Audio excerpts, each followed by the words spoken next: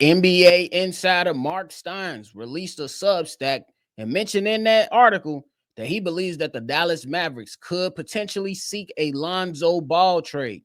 Y'all know we're going to talk about it and break it down, but you got to hear the music first.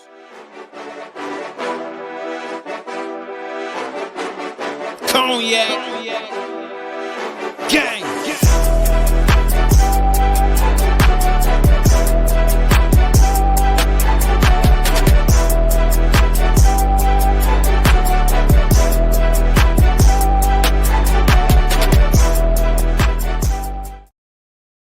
Shy Boys Podcast with the Cognac Boys. I'm Cognac Boy Bobby, and I'm holding it down on this episode today. So if y'all tuned in with me today, man, make sure y'all hit that like button and subscribe to the channel. But we getting some interesting rumors that's going to keep circling around the Chicago Bulls. And if it's making sense, and even if we got calls for some conversation, we going to talk about it over here on Shy Boys Podcast. Excuse me. But we got NBA insider Marc Stein on his latest Substack release that the Dallas Mavericks could seek a trade for Lonzo Ball to fill their need for a point guard amidst Kyrie's expected absence to start the next upcoming season for us basketball fans. He did go out there and mention that Jrue Holiday could have been an option for the Dallas Mavericks, but what makes more sense, because of the deal that he's on, Lonzo Ball could very well be an option for the Dallas Mavericks. When you think about Lonzo Ball, you think about all the trials and tribulations that he has endured up until this point. And he did suffer a wrist injury this past season.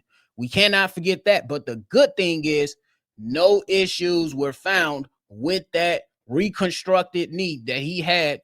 Pretty much had that cartilage transplant to the knee. So it makes a lot of sense. And when you think about the Chicago Bulls, how they signed him to a $10 million deal with at least per year with the team option on the back end, it opens up a lot of conversations for trade talks. And I would expect there will be more teams interested in a Lonzo Ball trade, in my personal opinion. I know that Marc Stein, he went out there and say that the Dallas Mavericks are expected to at least explore the option. He's saying that with the contract that Lonzo Ball has, it's going to be more feasible and make a lot more sense and maybe be a lot more easier for the Dallas Mavericks to go out there and make a decision on if they want to look at Lonzo Ball. You ask me, I say, hey, whatever we got to do to get this shit moving in the right direction.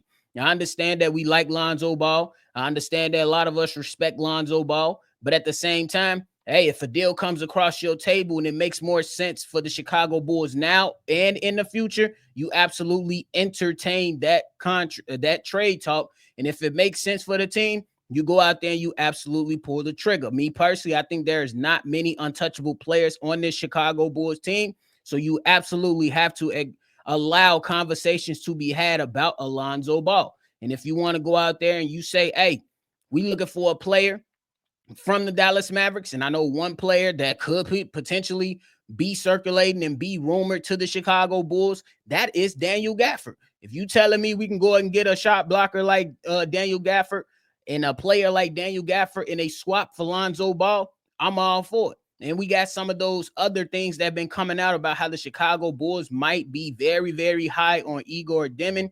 Hey, that makes a lot of sense. Have him be your backup point guard. You still got Ayo Dosunmu coming back from injury. You can move on from Lonzo Ball. And then while moving on from Lonzo Ball, you can still go and get you a lob threat like a Daniel Gafford. I've been on record to say that, hey, if you're the Chicago Bulls and you want to maximize Josh Giddey's potential, obviously he has to get better.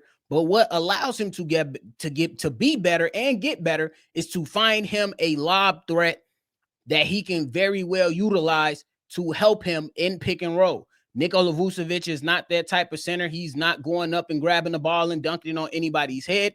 He's not going to go out there and gobble up a bunch of offensive rebounds for you, in my personal opinion. He's not going to be able to be the physical big, the young big that the Chicago Bulls need to push forward. But it's going to be interesting to see how many more teams that we hear are going to be interested in Lonzo Ball. But I think that the Chicago Bulls positioned themselves pretty damn well to go out there and entertain some type of trade talks. Simply because, again, the contract with Lonzo Ball is only $20 million per year.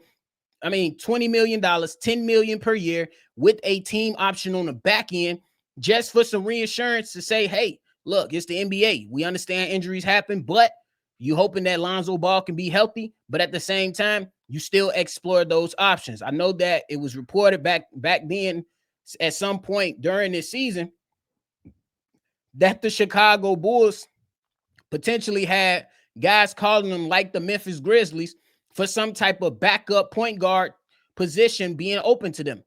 That might be another team that comes back into the conversation.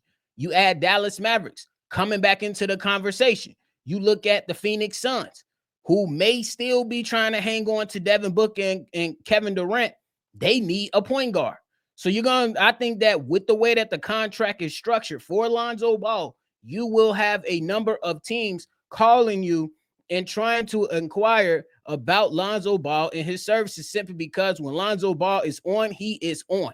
You know what I'm saying? He still showed that he's a very, very high IQ basketball player. He's shown that he can still provide you with some type of defensive stability. We know that the three-point shot is still there and very well good for him, and is still going to be able to get the job done and help the Chicago Bulls or whatever team he goes to in that area. And you know that the outlet pass is going to be there. You know, the passing in a half-court offense is going to be there. And this is a high IQ basketball player. Even though he missed time with that knee injury, he's shown throughout the games that he played this past season, he still got something left in the tank as long as he can remain healthy. It's going to be very, very interesting to see how the Chicago Bulls move with this. It's going to be interesting to see if Lonzo Ball is one of those dominoes to fall in trade talks with players on this team. Because I personally believe that the Chicago Bulls cannot stand pat. The Chicago Bulls cannot sit around and wait on any opportunities that may come across their desk. We already seen bonehead mistakes happen when the Chicago Bulls had Andre Drummond available to be traded for picks, and they absolutely just let that go, and he eventually walked away from them for nothing. So I say, if somebody's calling and you have an opportunity to look, I'm not going out that this far, but if somebody's calling, they're offering a first round pick, you very well better consider it, especially if it's a first round pick in this year's draft. Hell, maybe even next year's draft, so where you can continue to build out this team and push forward for the sake of, we need to get better. You know what I'm saying? You're looking at some of these other teams who might be able to utilize his services. Maybe a Los Angeles Lakers might come back into the fray. Maybe the Sacramento Kings. You could put all the Bulls players back over there. They need a point guard over there as well. And what about the Orlando Magic with some type of backup point guard situation? That's a team that's going to be very well sniffing around the playoffs every single year with the way that they're constructed, and could very well use some type of backup stability from a point guard, not just the Dallas Mavericks, not just, you know what I'm saying, the Phoenix Suns or the Los Angeles Lakers, like I brought up. Hell, what about the Golden State Warriors? I'm just saying, it's going to be very, very interesting to see how the Chicago Bulls navigate this, because AK at the end of the presser pretty much said, we're trying to find another young player with experience. And you could very well go out there and utilize Lonzo Ball as a trade chip to go out there and bring in more young, experienced players to help the Chicago Bulls, as long as it makes sense for the Chicago Bulls. Me personally, I don't want the front office of the Chicago Bulls to go out there and do a bunch of bonehead things. But, hey, you got to make some decisions. It's going to come with moving off of some people. It's going to be interesting to see who they come off of, because we've seen Kobe White name be floated around now, especially with all those comments and different discussions coming about them being really interested in Igor Dimin. So it's going to be interesting, man. It's going to be interesting if the Dallas Mavericks are interested, and you could perhaps grab a PJ Washington out of that, a Daniel Gafford out of that, or maybe somebody else that will make sense for the Chicago Bulls.